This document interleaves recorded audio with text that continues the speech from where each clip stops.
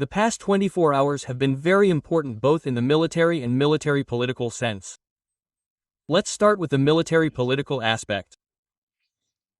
And we are waging a difficult war. We are confronted by a powerful, probably the most powerful military political coalition in the last decades. Why does the man have such a sad face?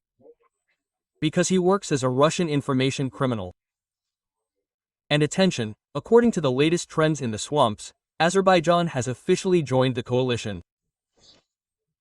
Although Azerbaijan has always treated the Russian invasion, this definitely concerned aid to Ukraine and humanitarian aid, and, as they began to say in the swamps, not only humanitarian aid, but also voting in all international organizations. Well, a little later about Azerbaijan and about Azerbaijani military technologies, Azerbaijani Turkish, to be honest. Let's start with something else. So, this night was marked by the fact that there were a lot of flights to the occupied territories and, attention, to the Russian Federation. Our wonderful Ukrainian Shadow missiles flew to Donetsk and Lugansk. Our wonderful drones flew to Udmurtia, in particular to the VY Ishhesk enterprise, where, the Ishhesk electromechanical plant Kupol was struck. And what does this mean? Why were there no news reports about Storm Shadow for a long time, and now they have appeared? Do you think this is a coincidence or not? And looking ahead, I want to say right away, no, this is not a coincidence. This is due to changes on the capitalist Hill, in particular in the Oval Office, if we get specific. And this issue requires illumination for a full understanding. But in connection with such a large number of missed ones, what conclusion do they draw there in the swamps? The first conclusion is strategic. The one who controls the sky wins. Russian Nazis seem to be trying to kick Iran. Iran does not need to be kicked. And we will agree with our allies so that they reset the Ayatollah, and peace and grace will come to that land as well. We are interested in, does the one who controls the sky win? And attention, what systems does the Russian army have in service? S-300, including S-300 and S-400. They are not very different in terms of when modern Western missiles fly at them.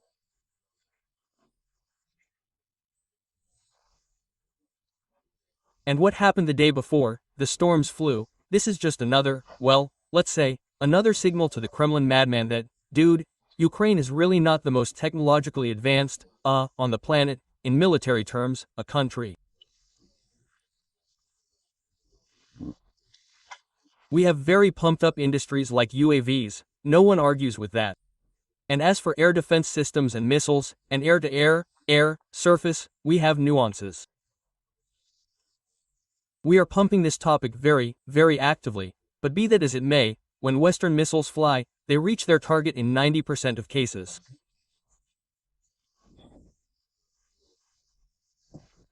Although some here are trying to justify themselves, saying that Russian anti-aircraft missile systems still have no analogs.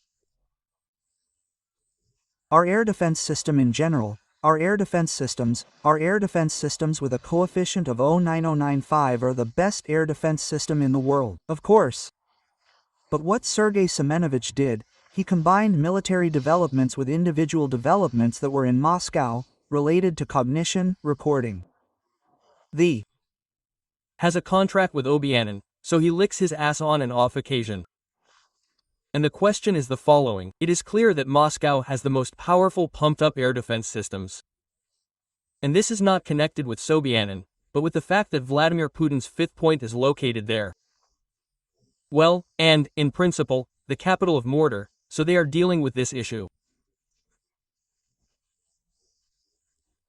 The fact remains that when they start bombing for real, in Russia only these unparalleled air defense systems remain on TV. But in practice, everything is completely different. So, attention, Why did what happened happen? Western missiles are still a tool for achieving political goals. And this is a warning to the crazy Vladimir Putin, because after the arrival of the Ukrainian, Storm Shell and Scalp missiles, obviously, there may be different versions. Some say that Tories have arrived, but we will not get ahead of ourselves. All this is connected with the fact that, attention, there is a statement by a kitologist. This means that the Kremlin has begun to justify the delay in negotiations on Ukraine in the spirit of the eagle. Having accused Kyiv and Washington of this, said the special representative of the U.S. President, Keith Kellogg. Keith is a well-known person in Ukraine.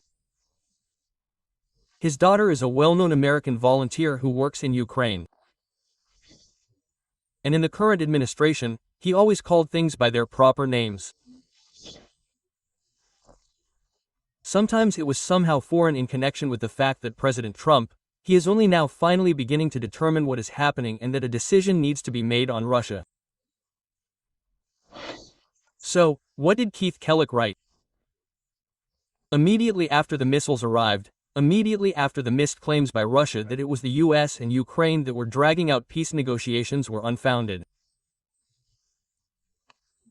We call for an immediate ceasefire and a transition to three-way negotiations to end the war, Kellogg wrote on social media. He stressed that Russia cannot continue to drag out time while bombing civilian targets in Ukraine. That is, the fact that the United States calls Russians criminals is great, it is important at the moment. And I believe that there is a direct connection here. The Americans have never been stupid. They know perfectly well how it works. How does it work? First, you need to drop bombs, then offer negotiations. If they have not realized what is happening, launch another missile and bomb, strike, and then offer negotiations again. And just the day before, these English and French missiles were launched. I think there will be progress, or progress with Putin. Or progress, with arms supplies. I believe that we need to wait for both. Although there are interesting comments about Putin here. And this woman, who is known as the half-widow, announced Russians that Putin will never die. The good news is that based on how technology is developing now, how medicine is developing and how the future is developing, I will say something wild. Well, you will see, it will be so. Someday people will approach a technology that can be called medical resurrection. That is, according to DNA, people really, as it is written in the Bible, only the Bible writes metaphorically, in other words, it will really be possible to resurrect people. People will be resurrected. Subscribe to my YouTube channel. Let's call a spade here. We have a new collection for the modernization of three, heavy bombers. Hevashot. The guys there need some new ultra-fashionable antennas. I, to be honest, know what they are called, but if you don't mind, in a public space about this, I will not talk about it, but I will simply say this. Who wants to support this collection and specifically, guys who work on the front line, QR code on the screen, in the description, details. Here with the immortality of Putin and Margarita Simonyan and Ukrainian systems of destruction there is a direct connection. I would really like it if it were the heavy shots, well, that would strike the first blow in the Kremlin area. And at the moment when Manichella gets into the car, that would be a number. But for this we need to work. For this we need, first of all, to minus the Russian advancing hordes on Ukrainian soil. And then here they write a lot of different texts on the topic that Ukraine wins, Ukraine loses. To be honest, I'm just sick of these American peasants. Although there are texts that, well, it seems to me, deserve attention. For example, the publication The FREFs reports that Ukraine can still win the war against Russia. And a wonderful text. Russia is much weaker economically than many analysts think. And tough sanctions and export controls can still paralyze its military economy. Ukraine is fighting smartly and can turn the tide of the battle with the help of a large number of high-class drones, air defense systems, missiles, greater range, and ammunition. By changing strategy, Ukraine can still win the war in the near future if, attention, most importantly, both Europe and the United States decide to provide it with the necessary assistance. This question, if that is, the volume of military assistance, it has always been key. There is no need to be shy about it. And, accordingly, the more modern and cool systems of destruction, we bring this moment closer, Putin's death. Physical death, no matter what they sing, and, accordingly, Polovdalova Samanyan. After all, this text indicates what everyone knows perfectly well. Despite significant restrictions on the assistance that Europe and the United States have offered over the past 3 years, Ukraine has achieved impressive victories. That is, the guys from Foreign Affairs directly say that, we can understand, you were afraid of a nuclear bomb, evil Putin, the second army in the world. So, all this is in the past. Over these 3 years, minus Syria, minus Iran, respectively, plus Sweden and Finland. And the text brings us to what? That the Russians, as always, can be calmed down. And the stories about the unique air defense system, we have already looked at them. And how does it work in practice? And if not Mreshem, but 44 at a time fly, what do you think, will it reach Moscow? Write your opinion in the comments and support the collection. Let me remind you, this is for 3 crews, which, fight as part of the National Guard. I will add on my own behalf that these are not just crews, these are top units that, if you count only in money, this is a very profitable thing.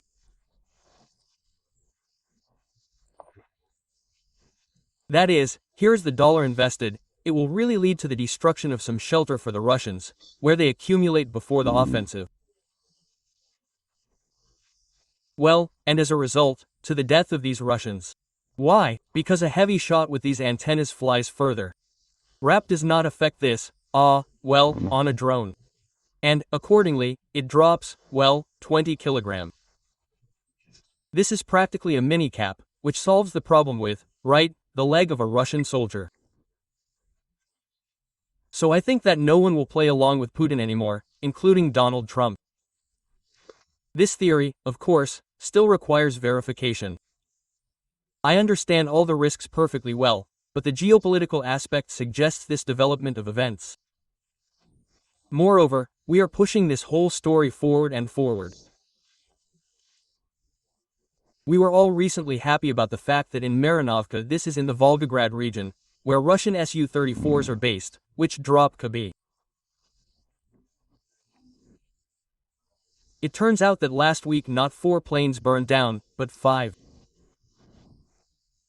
But this is practically, half a squadron. Usually a squadron is 12 planes, but if you consider that 5 planes at the airfield were disabled instantly, this is very, very cool. And 2 of them burned completely. Moreover, they burned down when they were already loaded with ammunition, respectively, under the wings were potassium boride. And, in general, the battle was noble, so we continue to support our army. And, we are looking for this military technological solution in order to kill a Russian soldier before he approaches our infantrymen. Here, it seems to me, everything is very simple and clear. Now let's talk a little about Azerbaijan. The thing is that the approaches to Ukraine and Azerbaijan are identical. To believe that tomorrow the Russians will come, cut you all down, look at what they are doing. This is Hitler. This is the same as Hitler. Here we must do everything that Sergei Viktorovich just spoke about, very brilliantly. Lately, they have often begun to compare Vladimir Putin with Adolf. We have been comparing for many, many years in Russia itself now, they have begun a discussion that no, Putin, he is not like Hitler, he is a little better or a little worse. Well, we will deal with this a little later, yes, deal with the shades of Nazism.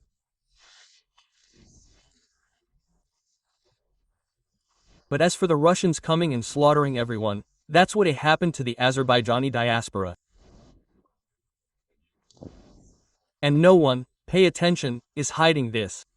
They talk about it in plain text. Well, now we essentially have a new enemy. My attitude towards Azerbaijanis in Russia is almost extremely specific. Some number of people really live as they should. These are law-abiding citizens who do not break the law, live honestly, and you can hardly tell them apart from Russians.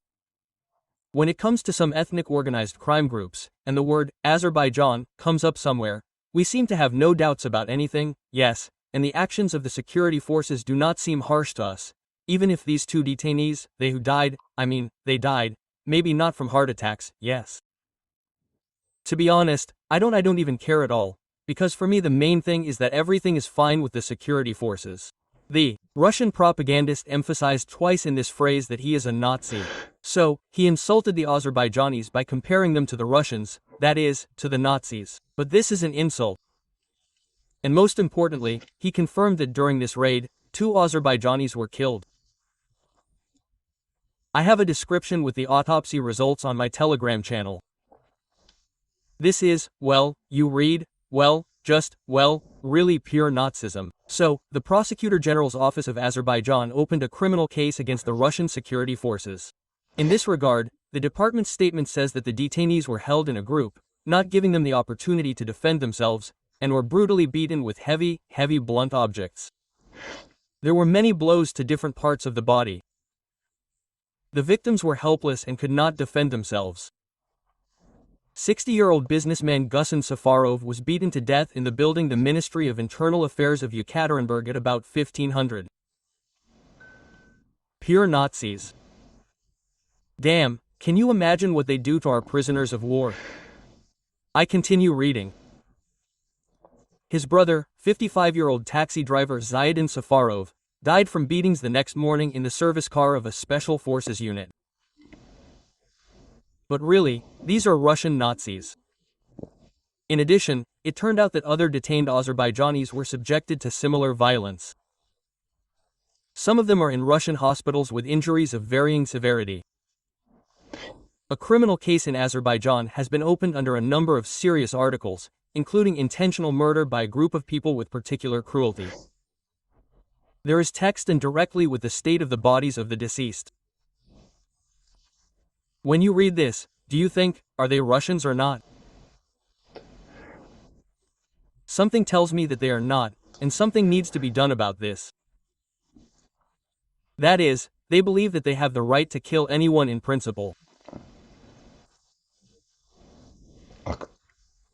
And now attention, and who questions the publications of the Azerbaijani media that there is Nazism in Russia?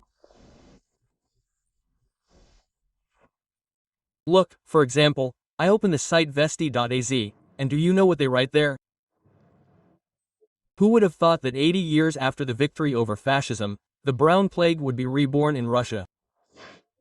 Today, Putin's Russia not only resorts to methods similar to the Nazi ones, but also tries to present them as the last resort of legality, the ideology of exclusivity, racial and religious hatred, xenophobia, militarism, the cult of the leader. All this is no longer marginalia, but state policy, writes the Azerbaijani portal. Not one, not the only one, almost everyone there presents this. I respect people who are not afraid to call a spade a spade. And in this case, in Azerbaijan, everything is described absolutely clearly.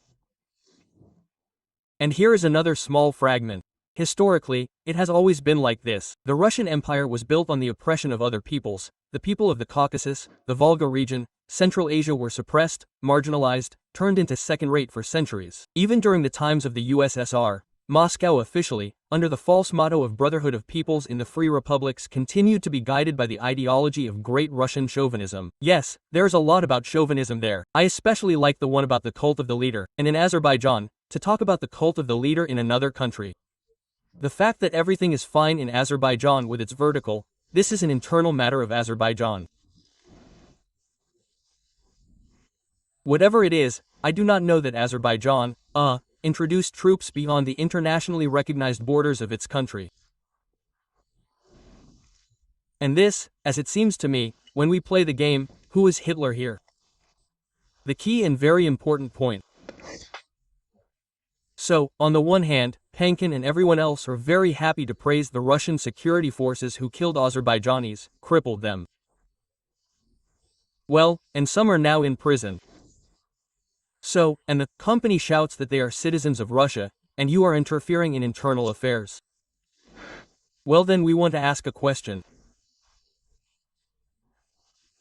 The next time you bomb Russian speakers in Ukraine, please do not cover it up with humanism, because whatever it is, everything that happens on the territory of Ukraine is an internal issue. Are you going to play into this story? Well, the Azerbaijanis immediately said no. And if you think that everyone will pretend that nothing happened, then you are mistaken. I have no questions at all for the report yet. But nevertheless, a very serious scandal has erupted. All joint events with Azerbaijan have been cancelled. They cancelled the visit of our Deputy Prime Minister Overchik, and other events. In addition to a decisive protest, they also called for an investigation into the detention of an Azerbaijani in Yekaterinburg. And among other things, all cultural events. The parliamentary delegation of Azerbaijan also cancelled its visit to Russia. In general, friends, that's how things are. As I understand it, this situation will continue for some time. Aliyev himself, therefore, refrains from any serious statements. That's all. You see how unhappy they are. And something is smacking, purrs. How is it that the phrase, "Why did you suddenly do this?" is still missing? Why not? And we need to continue cultural events together with the Russian Deputy Prime Minister to discuss how to properly kill Azerbaijanis. That's probably the point of visiting these so-called Russian officials. It's clear that the fight is becoming more and more serious. But pay attention, these same guys, after what happened. Azerbaijan was outraged by the discrimination and murder of its citizens. What did the Russian scumbags start doing? They started threatening war in the literal sense of the word.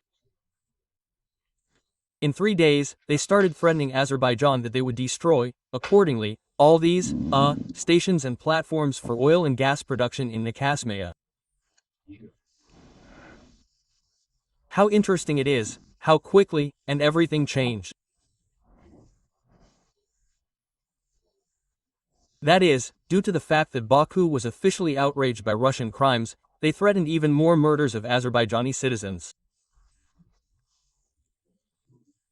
In this case, of course, we are not like that. I will modestly remind Azerbaijan that, despite the fact that they, under the guise of friendship, told us some things, and under cover of night they sold or even transferred, by the way, this still needs to be determined, various weapons to Ukraine. Of course, we, didn't talk about this, because, there are allied relations after all, who, doesn't make money on the outside. Look at Serbia, which made money for many years on the weapons it sold to Ukraine, and nothing. And we even kept quiet about this for some time. That is, there is no evidence of the transfer of weapons and ammunition from Azerbaijan. And he says that this still needs to be proven. But they immediately reproach Baku for this. Although, what are you reproaching them for? Azerbaijan supports Ukraine, yes, not with weapons, but with humanitarian aid. Exactly. And the Russian invasion was never perceived in Baku as something absolutely acceptable. But then they immediately began to draw parallels with Serbia, right? So, regarding Serbia, there was a statement that they stopped selling ammunition to third countries that sent them to Ukraine. There was a statement, and nothing changed. The ammunition under the contracts that were signed, they are being delivered. It's just that no one is talking about it out loud, and I'm not talking about it either. I don't have any documentary evidence of this. I'm just passing on the talk around me. That is, Serbia has its own policy in this regard, so that, how is it, someone in Moscow would say good. Serbs, no one is doing this. We know that Azerbaijan is the only country that publicly declares its support for Ukraine. This is also some kind of. You mean the only country from which? Wait, was wounded from our yes, from the circle of close friends. Yes, from the circle of close friends. They still say that we are friends with Ukraine. That's why this story, especially when we missed several such important strikes, I said, well, when there was an execution, for example, of peacekeepers, yes, our military personnel, official peacekeepers and an official execution. What are they doing? That they are now using these terror ads to justify the killing of Azerbaijanis on Russian territory. What happened in Karabakh, and it is still a combat zone. Well, yes, they shot down a Russian helicopter, it happens to everyone. What is wrong with flying in the Azerbaijani sky? Perhaps this is how this question should be put. But what are they being reproached for? For our support. You know, I look at these Russian scumbags and come to the conclusion that if there is a need for, some kind of moderation for Azerbaijan and, Armenia, then Ukraine would be suitable for this role. Do you know why? Because we would really act in this capacity for the cessation of hostilities.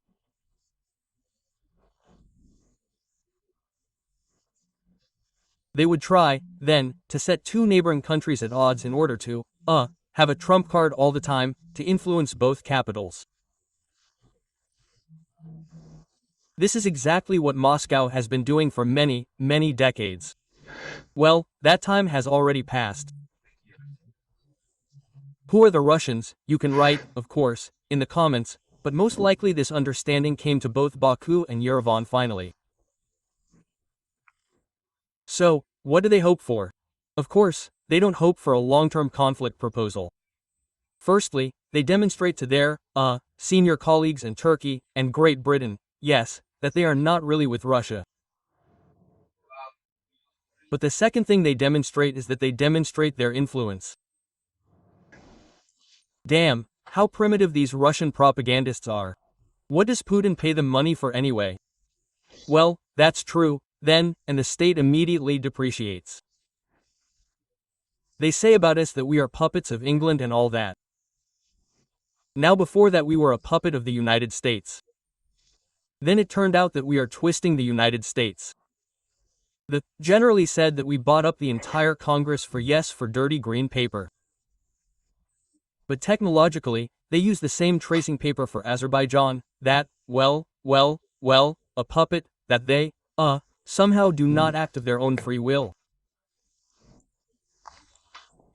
Although, I'll remind you again once, official Baku was outraged, and the brutality towards their own citizens. Murder, and with harm to health and detentions.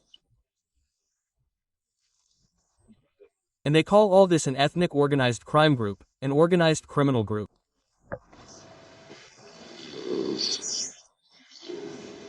We hear and look with surprise at the spells that sound from European capitals.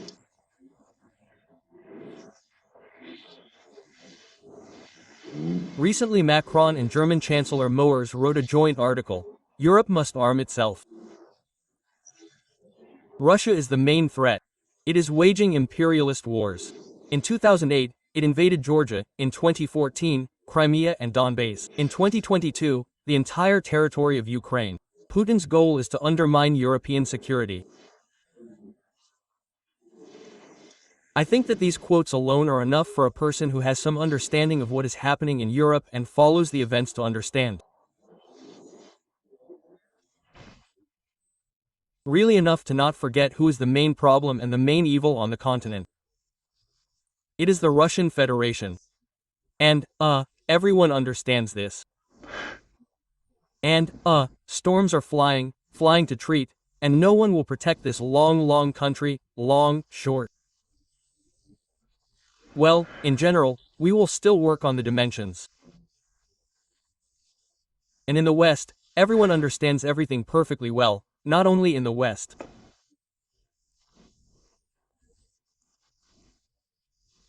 The main aspect now is making a political decision, well, which, will turn into correct military steps. There's no way around this. We are waiting for new flights on Russian territory, not only on Donetsk and Lugansk. By the way, in Donetsk they say, they blew up the headquarters of the 8th Army. If that's true, that's really, really cool, because the headquarters of the army should actually be protected by unparalleled air defense systems. True, well, something else happened. Death to the Russian invaders. Subscribe to the channel Ukraine was E. Until we meet.